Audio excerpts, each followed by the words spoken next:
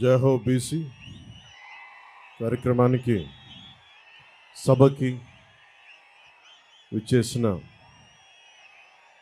BC సోదరులందరికీ, వేదిక పైన ఉన్న జనసేన నాయకులకి, తెలుగుదేశం నాయకులకి, తెలుగుదేశం పార్టీ జాతీయ అధ్యక్షులు శ్రీ నారా చంద్రబాబు నాయుడు గారికి, యువగళం నేత శ్రీ లోకేష్ గారికి, తెలుగుదేశం పార్టీ అధ్యక్షులు అచ్చెం నాయుడు గారికి, వేదిక పైన ఉన్న మహిళా నాయకురాళ్ళందరికీ, తెలుగుదేశం మహిళా నాయకురాళ్ళకి, జనసేన మహిళా నాయకులు ప్రతి ఒక్కరికి పేరు పేరున హృదయపూర్వక నమస్కారం. వైఎస్ జగన్ అధికారంలోకి రాగానే, అధికారంలోకి వచ్చిన మొదటి 3 నెలల్లో పొట్ట కొట్టింది బీసీలు పొట్టే కొట్టాడు. 30 లక్షల పైచిలకు భవన నిర్మాణ కార్మికులు పొట్టకొట్టాడు. 10 మనుషులు వచ్చి రాగానే ఏలూరులో 2019 ఎన్నిక ఆ రోజున వైసీపీ అండగా ఉంటామని చెప్పి బీసీలు డిక్లరేషన్ ఇచ్చి దాంట్లో ఏ ఒక్కటి కూడా నిలబెట్టుకోకుండా అందరూ నమ్మి ట్రెడిషనల్ టీడీపీ పార్టీని నమ్మి చాలామంది వైసీపీకి వెళ్ళడం వల్ల వచ్చి రాగానే ఎవరైతే వెన్నంటే ఉన్నారో వారినే దెబ్బకొట్టాడు.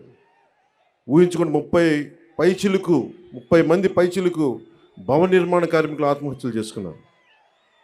అందరికీ చెందాల్సిన ఇసుక, ఒడ్డెరు కులాలు వీళ్ళందరికీ చెందాల్సినవి కాంట్రాక్టులు కానీ, ఇసుక రీచ్లు కానీ, క్వారీలు కానీ ఇవన్నీ ఒక కంపెనీ కట్టబెట్టేశారు. మన వైఎస్ జగన్ చేసిన దాంట్లో ముఖ్యంగా వైసీపీ ప్రతిపక్ష నేతగా ఉన్నప్పుడు బీసీల గర్జన పేరు మీద ఏలూరులో ప్రత్యేకమైన సభ నిర్వహించి చాలా హామీలు ఇచ్చారు. బీసీలకి ఏటా జగన్ చెప్పింది, బీసీలకి ఏటా 15,000 కోట్ల రూపాయల చొప్పున కేటాయిస్తామని చెప్పారు. 5 ఏళ్లలో 75,000 కోట్ల రూపాయలు బీసీల సంక్షేమానికి కేటాయిస్తామని చెప్పాడు. వాస్తవానికి 0. బీసీ కేటగిరీల్లో అన్ని కులాలకి 153 కులాలను గుర్తించమని బీసీ సంఘాలందరూ కోరుకుంటూ ఉంటారు. దాన్నే కుదించి 139 కార్పొరేషన్లు పెడతామని చెప్పి దానిని 53 కార్పొరేషన్లు కుదించి 56 కార్పొరేషన్లు కుదించి వాటికి కుర్చీలు కూడా లేని పరిస్థితి. బడ్జెట్ 0. వైఎస్ఆర్ చేయూత పథకం కింద 45 ఏళ్ళు నిండిన ప్రతి మహిళకి 75,000 అందిస్తామని చెప్పారు. బీసీ మహిళలకి పథకం అందుతున్న లబ్ధిదారుల్లో చాలా వరకు కోత పడతా ఉంది. శాశ్వత ప్రాతిపాదికన బీసీ కమిషన్ ఏర్పాటు చేస్తామని చెప్పారు. ప్రత్యేక బీసీ కమిషన్ ఊసేలేదు. బడ్జెట్లో 3వ వంతు బీసీలు కేటాయిస్తామని చెప్పారు. అది పూర్తిగా విస్మరించారు. ఇందాక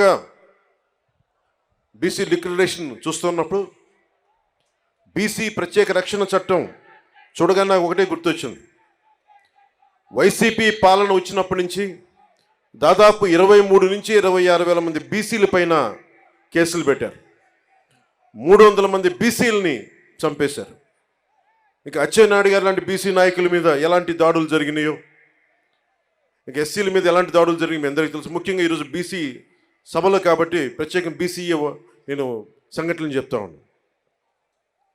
ఇందాక సోదరులు లోకేష్ గారు చెప్తున్నట్టుగా గుంటూరు జిల్లాలో జరిగిన సంఘటన, పాపం అమర్నాథ్ గౌడ్ అక్కని ఏడిపిస్తూ ఉంటే అడ్డుకున్నందుకు వైసీపీ నాయకులు చెరుకు తోటలోకి తీసుకెళ్ళి పెట్రోల్ అంటించి చంపేశారు.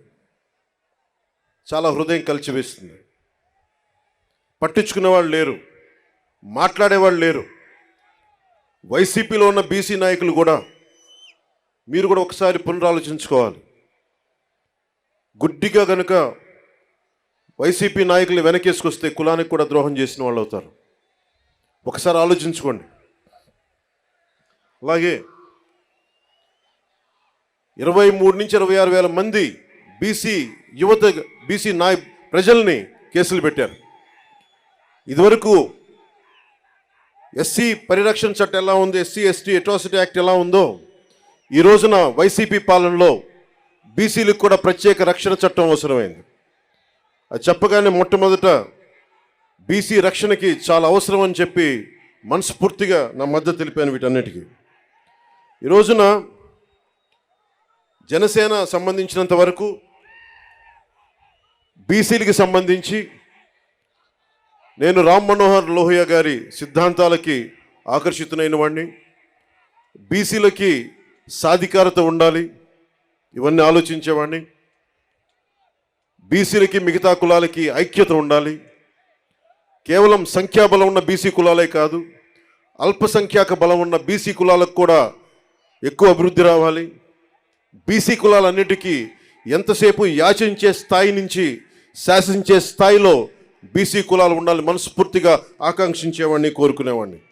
బీసీ కులాలు భారతదేశపు సంస్కృతికి సాంప్రదాయాలకి వెన్నెముక.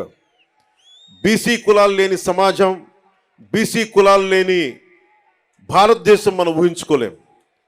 భారతదేశం సంస్కృతి సాంప్రదాయాలని కాపాడుతుంది మెజారిటీ బీసీ కులాలే కాపాడుతూ ఉన్నాయి. అలాంటి బీసీ కులాలు చేతి వృత్తుల్ని కానీ, ముఖ్యంగా దేవాలయాల్లో మనకి ఆచార వ్యవహారాల్లో బీసీ కులాల తాలూకు వృత్తి నైపుణ్యాన్ని, చేతి కళల్ని ముఖ్యంగా దేవాలయాలు కార్యక్రమాలకు అనుసంధానం చేయాలి. తద్వారా వాళ్ళకి చాలా బలమైన ఆర్థిక పరిపుష్టి కలిగించే అవకాశం ఉందని నాకు చాలామంది బీసీ మేధావులు చెప్పారు. దానిని ఒకసారి నారా చంద్రబాబు నాయుడు గారి దృష్టి కూడా తీసుకెళ్ళి దాన్ని ఇంప్లిమెంట్ చేసేలాగా ఖచ్చితంగా దాన్ని ముందుకు తీసుకెళ్తాం. ముఖ్యంగా వడ్డెర కులస్తులు బ్లాస్టింగ్లు జరుగుతూ ఉంటాయి.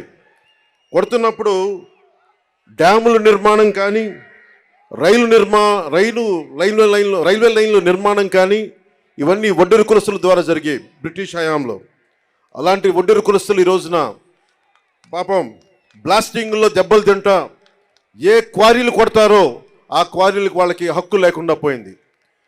జనసేన తెలుగుదేశం ప్రభుత్వం ఉమ్మడి ప్రభుత్వంలో వడ్డెర్లకి బలమైన ఆర్థిక పరిపుష్టి వచ్చేలా వాళ్ళకి ఖచ్చితంగా వారికి దాంట్లో సింహభాగం ఉండేలా చూడాలని మనస్ఫూర్తిగా కోరుకుంటా ఉన్నాం. అలాగే వడ్డెర్లు కాంట్రాక్ట్ వ్యవస్థల్లో నలిగిపోతూ ఉన్నారు. వడ్డెర్లు మనకి ముఖ్యంగా ఈ క్వారీ మైనింగ్లో చనిపోతే కాంట్రాక్టులు మట్టి ఖర్చులు తప్ప ఇంక దేనికి అండగా నిలబడే పరిస్థితులు లేదు. నేనే స్వయాన కర్నూలులో ఈ పరిస్థితిని చూశాను. అలాగే యువతరం బీసీ యువతలో కుల వృత్తుల మీద ఆధారపడలేని పరిస్థితి ఉంది. ప్రత్యామ్నాయ అవకాశాలు కావాలి. వీటన్నిటి మీద చాలా సమూలంగా ఆలోచించాల్సిన అవసరం ఉంది. దాన్ని కూడా మేము పరిగణలోకి తీసుకొని ఈ రోజున బీసీ డిక్లరేషన్లు ఇచ్చినవి కాకుండా మీకు ముఖ్యంగా బీసీ యువతకి, మహిళలకి, పెద్దలందరికీ కూడా మీకు ఆర్థిక పరిపుష్టి వచ్చేలాగా, మీరు సంపదకి యాచించకుండా సంపదని సృష్టించేలాగా అలాంటి పథకాలు ఉండాలి. ఆ పథకాల కోసం మేము అహిర్నిశలు తెలుగుదేశం నాయకులతో కలిసి కృషి చేస్తాను మనస్ఫూర్తిగా మీకు తెలుపుకుంటా ఉన్నాం.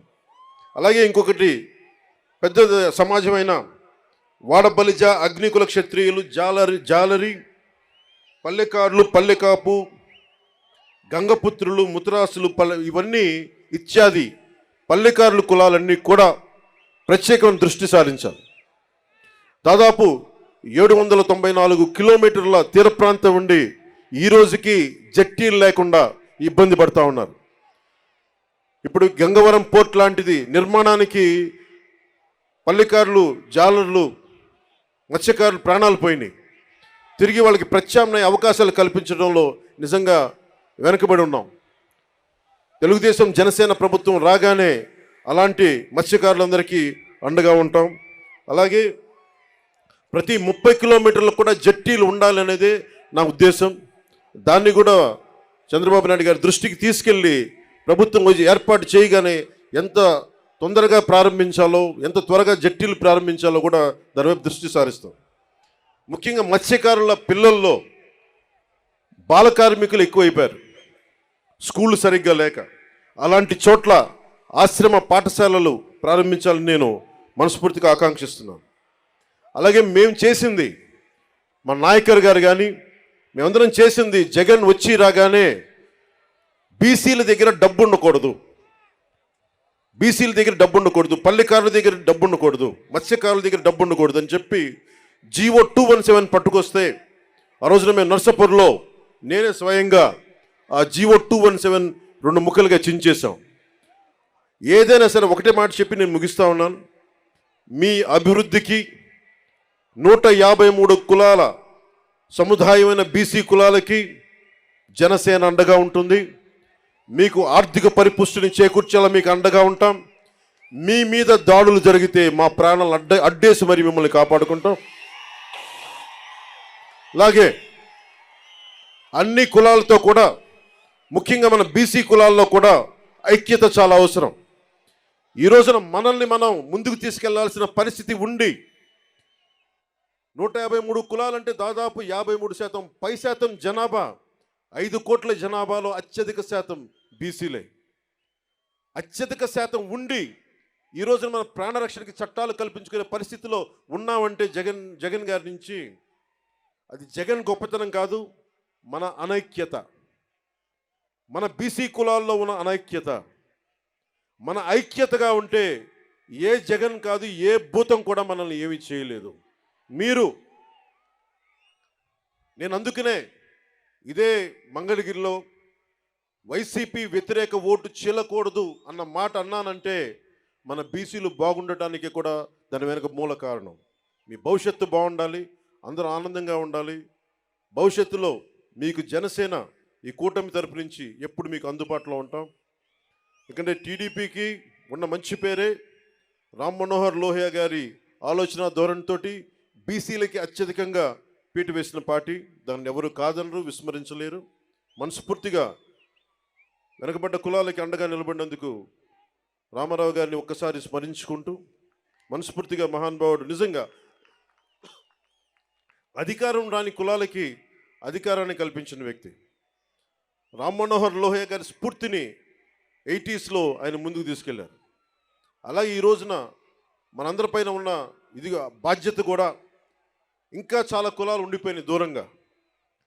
జగన్ వచ్చి రాగానే 34% ఉన్న స్థానిక ఎన్నికల్లోన 34% బీసీలకు రిజర్వేషన్ ఉంటే దాన్ని 24% తగ్గించారు.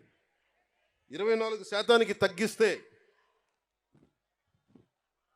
16,800 మంది బీసీలు స్థానిక నాయకత్వాన్ని కోల్పోయారు. తిరిగి జనసేన తెలుగుదేశం ప్రభుత్వం రాగానే ఇదివరకట్లాగే 34% పునరుద్ధరించాలి. అలాగే బాగా నచ్చింది నాకు దీంట్లో తిరిగి కేంద్ర ప్రభుత్వానికి 33% చట్టసభలో రిజర్వేషన్ కల్పిస్తామని చెప్పింది కూడా నాకు మనస్ఫూర్తిగా దానికి ఆనందం అనిపించింది. సో దీనికి ఈ బీసీ డిక్లరేషన్కి మనస్ఫూర్తిగా జనసేన మద్దతు ఉంది. నేను అహర్నిశలు మీ అభివృద్ధి కోసం కృషి చేస్తానని తెలుసుకుంటూ, తెలుగుదేశం వర్ధిల్లాలి, జనసేన వర్ధిల్లాలి అని మనస్ఫూర్తిగా కోరుకుంటూ, బీసీలు సాధికారత, రాజ్యాధికారం సాధించాలని మనస్ఫూర్తిగా ఆకాంక్షిస్తూ సెలవు తీసుకున్నాను. జై హింద్.